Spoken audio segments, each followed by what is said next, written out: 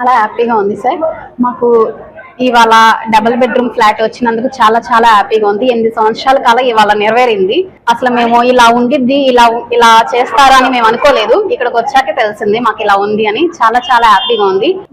మేము చిన్నప్పుడు మా డాడీ జెర్సీలో సూపర్వైజర్ చేశారు. 3,000 కా నుంచి ఇవాళ 10,000 వరకు అద్దులతో ఎలా ఉన్నామో మాకే తెలీదు. ఉంది. చంద్రబాబు నాయుడుకి కార్యకర్తకి ధన్యవాదాలు. మాకు ఇలా డబుల్ ఫ్లాట్ రూమ్ ఇచ్చినందుకు చాలా ఇలా ఎక్స్పెక్ట్ చేయలేదు. చాలా చాలా హ్యాపీగా ఉంది. మేమేదో చిన్న చిన్న గదులు ఇచ్చేసి వదిలేస్తారేమో అనుకున్నాం, కానీ ఇలా డబుల్ ఫ్లాట్ ఇచ్చి మాకు చాలా సౌకర్యాలు కలిగించినందుకు చాలా హ్యాపీగా ఉంది. గింజనం తినేవాడు పరమాణం తింటే ఎలా ఉంటుందో అలా ఉంది. 25 ఏళ్ళు కఠిన బాధలు అద్దెలు కట్టి అనుభవించి ఈ రోజు మంచినీళ్ళ నుంచి పాల సముద్రంలో దూకినట్టుగా మాకుంది.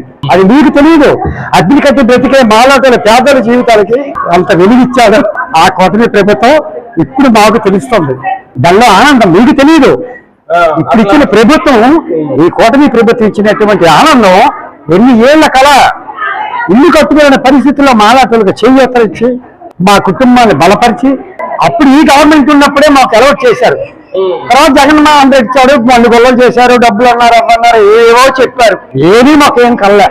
మళ్ళీ ఈ కూటమి ప్రభుత్వాన్ని గెలిపించుకుంటే మాకు ఈ చంద్రబాబు నాయుడు గారు మళ్ళీ హయాంలో మళ్ళీ మాకు వచ్చినాయి. హృదయపూర్వక ధన్యవాదాలు కాదు, తల వంచి ప్రణామాలు. చంద్రబాబు నాయుడు గారు ఇది ఎవరు చేయలేరు. మారి సొంత ఇంటి కళ ఎవరు చేయలేరు. ఇన్ని కుటుంబాలు ఇన్ని మనం ఎవరైనా కట్టుకుంటారా? పేదోడు ఏదో ఎప్పుడో కడతాం 3,000, నెలకు 3,000. ఇంత కట్టి, ఇంత నివాసం, ఇంత పూలదండలతో అలంకరించి ఉండడానికి ఎవరిస్తారు? అంత ఆనందంగా ఉంది. రాత్రి బ్రహ్మాండంగా ఉన్నాయి. ఏం చెప్పడానికి ఏం లేదు ఇక్కడ.